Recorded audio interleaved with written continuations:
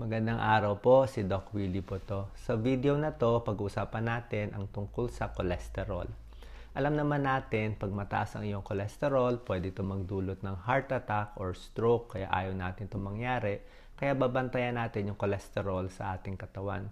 Tumataas ang cholesterol natin, number 1, pwede ito namamana sa magulang natin. Merong mga lahi na talagang mataas ang cholesterol. Pangalawa, meron naman tumataas ang cholesterol dahil overweight, malakas kumain sa matataba at mamantika.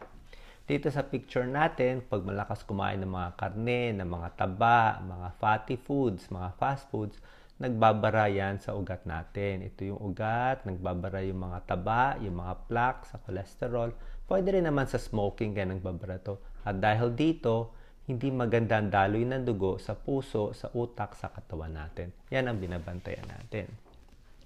Paano natin ipapababa ang ating cholesterol?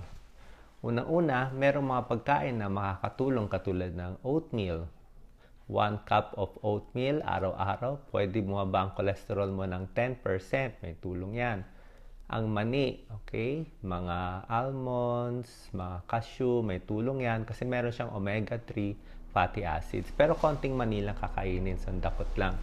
Brown rice, mataas sa fiber. Mga gulay, mga prutas, may tulong din yan para bumaba ang cholesterol. At syempre, mahalaga ang exercise.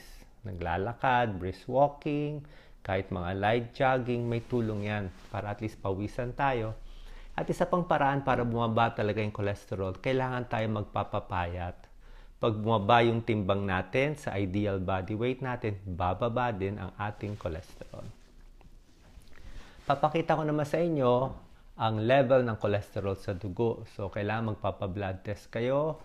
Kung edad 20 pataas, i-check ang lipid profile or yung cholesterol. Una-una, ito yung LDL, ito yung bad cholesterol. Pag lumampas tayo sa 160, mataas na yan. Ibig sabihin, medyo mataas na yung bad cholesterol. Dito naman sa total cholesterol, ang cut-off para sa akin itong 240 mg per DL. Pag lumampas kayo dito sa 240, ibig sabihin, mataas na yung cholesterol level at kailangan na natin mag-diet, mag-exercise ng mga 2 linggo.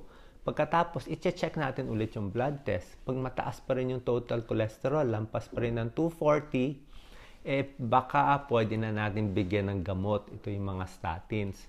Pero para sa akin, binibigyan ko lang ng gamot itong mga simvastatin at atorvastatin kung nakikita ko mataas talaga yung cholesterol, lampas 240 sa mga lalaki, smoker, diabetic, overweight. Yun lang binibigyan ko ng statin at medyo mababa lang ang dosis.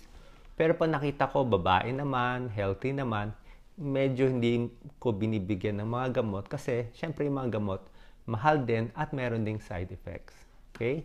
So sana nakatulong tong video ko para alam na natin ang gagawin kung mataas ang iyong cholesterol. God bless po.